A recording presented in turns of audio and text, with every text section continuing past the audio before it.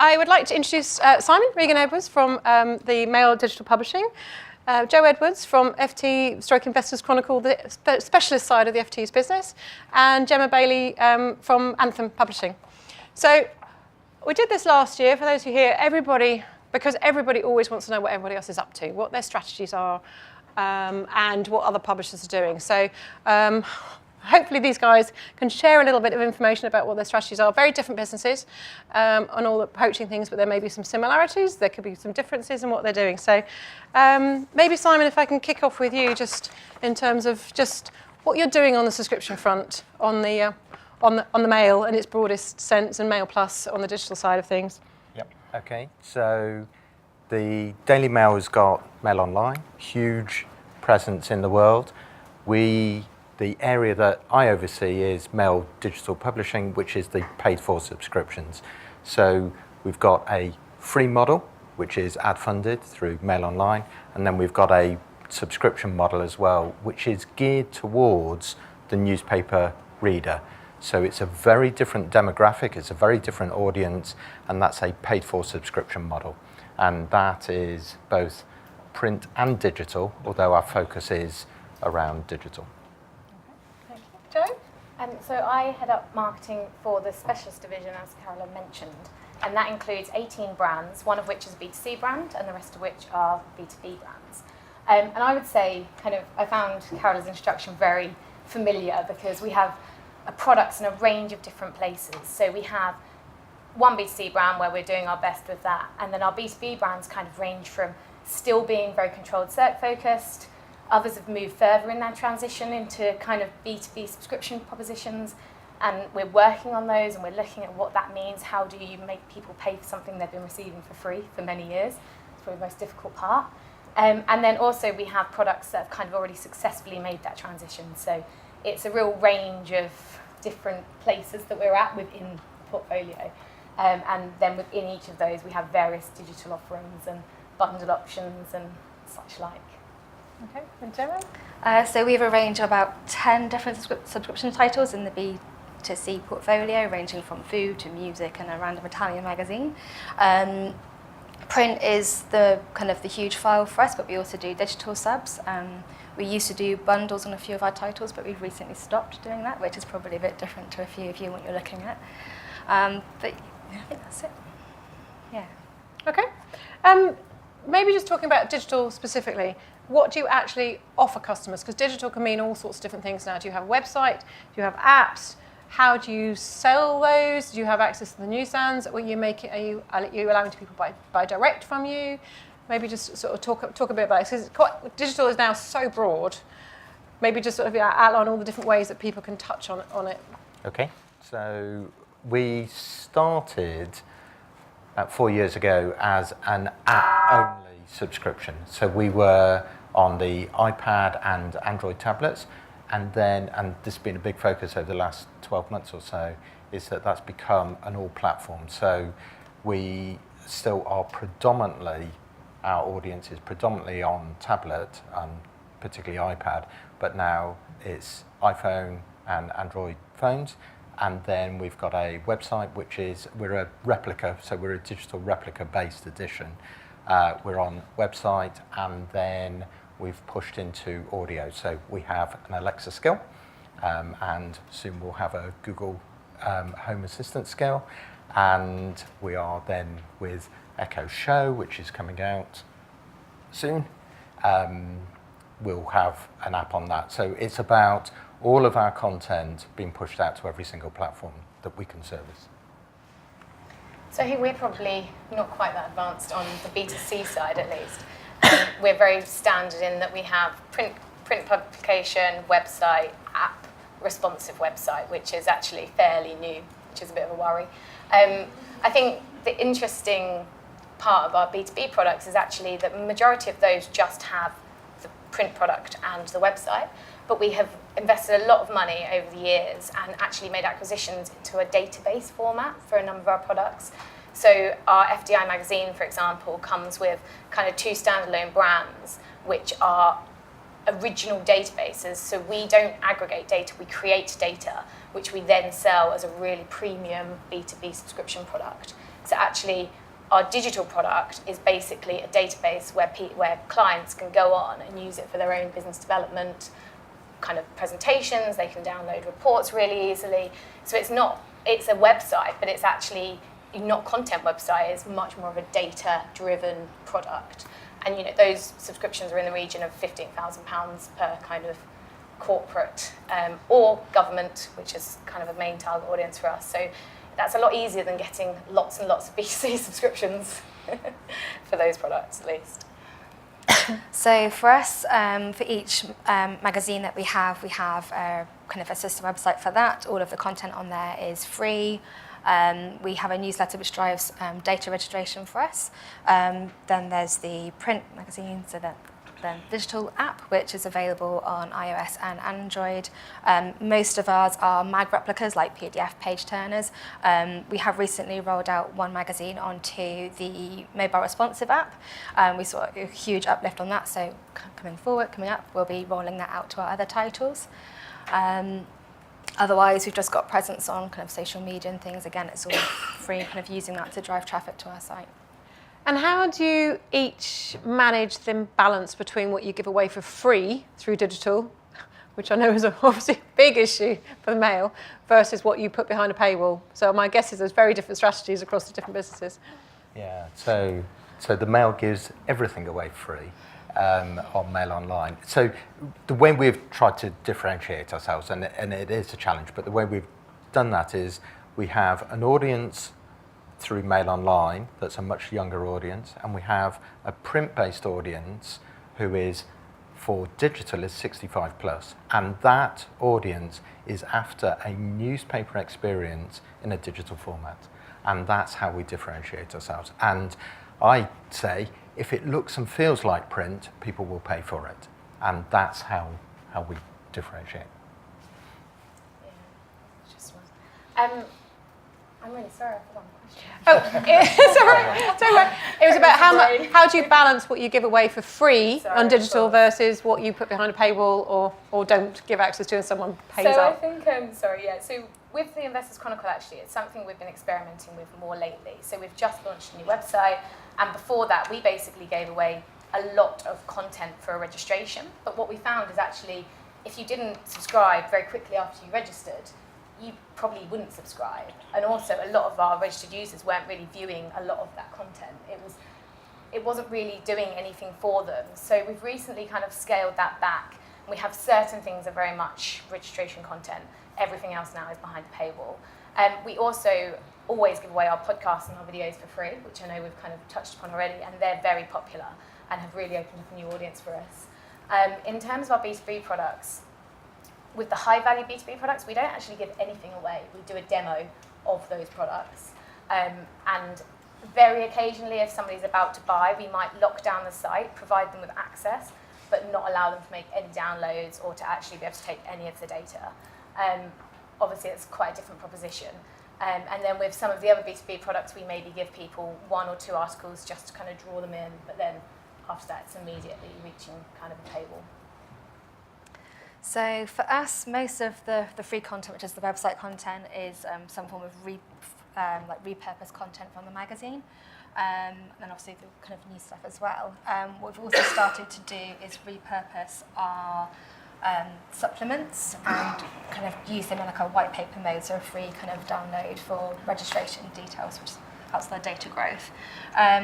Digital mags, it's all locked down and paid for. We have recently introduced a free sample issue.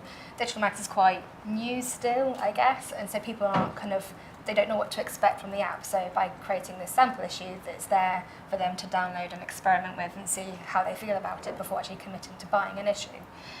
So we've literally just started doing that. I haven't seen the results yet, but hopefully we should see at least an increase in our app downloads and sampling and hopefully conversions.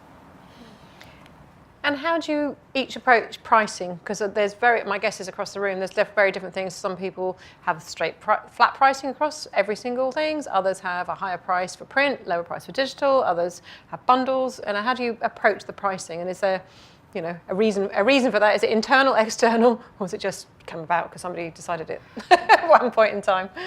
On a whim. Yeah. So we 7 days a week, it's £25.78 to buy the paper if you bought the paper every day. And digitally, we have slightly different price points. But if you were to take an annual subscription, 7 days a week, 12 months, it's £9.99. And we came to that pricing, so it wasn't quite a whim, and it wasn't quite that it was 1p less than £10, but it was that we were able to work out that people who buy us digitally continue to buy us in print. And so the profit for the company and how we assign that is it's a digital subscription, but there's still a contribution from print because they will buy it in a digital format, but maybe on a Saturday or a Sunday, they will continue to buy in print. And we were able to prove that almost uniquely through the way we have a loyalty club called My Mail, where print purchasers are able to go to a website and enter a unique number. And because that subscription is the same name that you log into to enter your unique number, we're able to tie together that newsstand print purchaser against their activity in digital. That's quite clever. That's very clever. I guess, Joe, it's very different for you in terms of pricing strategies when you're selling subscriptions at £15,000 or whatever. Absolutely. Well, on something like the Investors Chronicle, we've always tried to not devalue the print proposition. So our print-only option and our digital-only option are exactly the same price. So we kind of have always had that as the case, and to basically say, yes, you're not getting a print product, but it still costs us money to create a digital version. Our bundle price is around £20 higher to obviously make up the postal costs and the fact that people have got both. So we've definitely always stayed very sure of that. Interestingly, and it's something we might come on to later, we're actually looking very soon to launch a premium offering. So we're going to be going to people who have got one of our subscription types and offering them an additional level of subscription. And it's going to be designed for the really, really active investor who is so into it, they want to work and invest as a professional. And we're going to be charging an extra £120 for that on top of the subscription price. So some of our subscribers... So what's your standard subscription price? £175 a year for a bundle. With an extra 120 on top? An additional £120. It's a big premium. So it's going to be a really interesting test to see how many of our subscribers take that up. But they will be getting access to a lot of tools, and again, going down the data route, where those are the sort of tools that provide them with analysis on their portfolios that they can't generally get unless they go to a financial advisor or they do have a wealth manager. So it's kind of giving them the ability to reach things that they can't get in many other places, and I think that's hopefully what's going to help to pitch that, because obviously £120 is a lot less than a financial advisor. Yeah. So that will be an interesting one.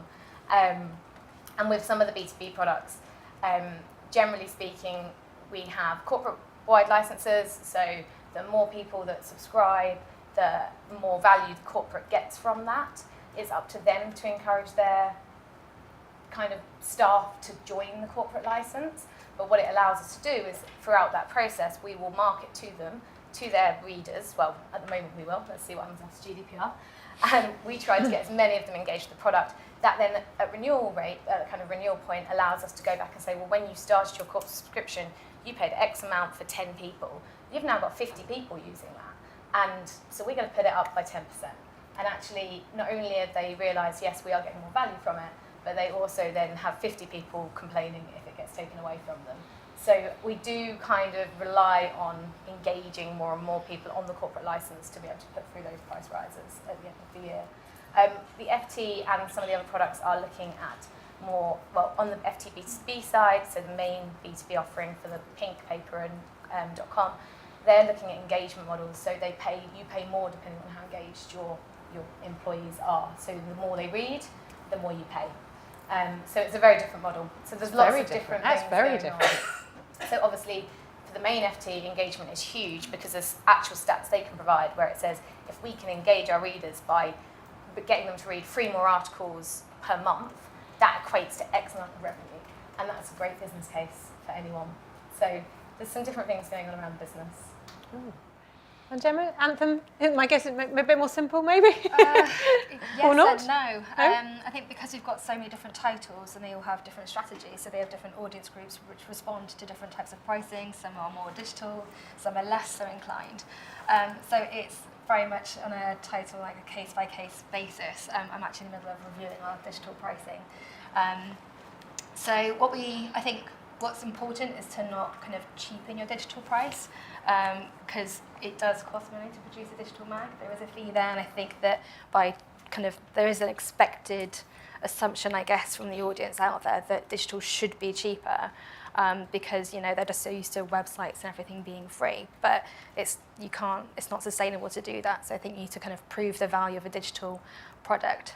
So we're actually going to be our subs prices will be staying the same, I think, but our single issue prices will be increasing to kind of match what you would find on Newsstand. But they are different audience groups. Your print reader isn't necessarily a digital reader, so it's something that you do need to understand that they aren't the same people. They are different. There is some crossover, but not that much. So for us, it's all very different. I think I'm sure lots of people in the room, so it's very fluid, lots of people testing different things. And just looking forward to the next sort of 12 months, do you think you're going to be your big challenges? So everything's a challenge always.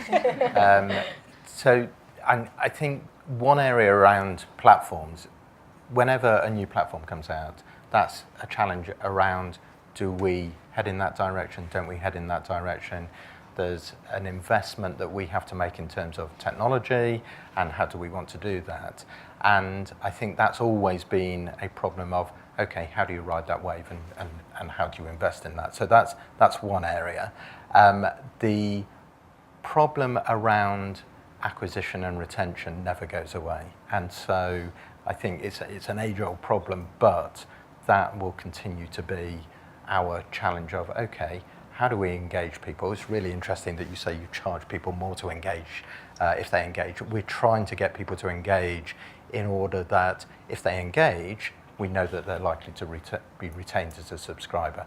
So how do we drive that? How do we build a membership? How do we build a club around that in order that we drive retention? Okay. I think, as you mentioned earlier, for me, GDPR, and from the most importantly on our side is the B2B products, because obviously B2C you've always kind of looked after, you always have to have opt-ins, they're B2C. B2B, we've had the B2B exemption, which has allowed us to get away with marketing to people that we haven't necessarily got prior consent for. And it's also allowed us things like engagement programs, which are such a fundamental part of the business model now, are actually going to be under scrutiny if people haven't opted in for them, and being able to give, if you're somebody buying a license on behalf of your company, then you're not going to be able to give permission for us to market to the people in your company. Each one of them is going to have to give permission themselves, potentially. I'm not a GDPR expert, but that's my understanding. So I think not only from a marketing perspective on how we're actually going to have to change processes, but also from a back-end system, being able to actually change those processes. So I know there's a lot of work and discussion around having consent portals, having one kind of place of truth. Unfortunately, I'm sure we're not alone in having lots of different pots of data for a number of our products, where you've got your subscription data, your controlled search data somewhere else, you've got your events data somewhere else, because that's in a different system, and actually tying all those together and being able to provide that customer view so that you can unsubscribe people from everything, or do a privacy access request more quickly, I think for us is going to be a massive challenge next year. Same for us. GDPR is like the beacon thing that's there in my head. I think for us, it's going to have a huge effect on acquisitions probably. We rely so much on newsletter lists and competition data, and data from events as well for acquisitions, that is kind of going to make sure that we can still continue to collect that data and use it in what we're going to do with the data that we already have that's 10 years ago that was started and collected, and I wasn't here when that happened, so where it came from I'm not sure. So trying to prove that is going to be quite hard as well. Okay, I'm conscious of time, and I think we need to sort of move on, but hopefully Gemma, Joe and Simon are going to hang around for a bit, so if you've got any particular questions for them, I'm sure they will, they'll tell you what they can tell you, what they're allowed to tell you. But I just want to say thank you very much. Thank you for the time.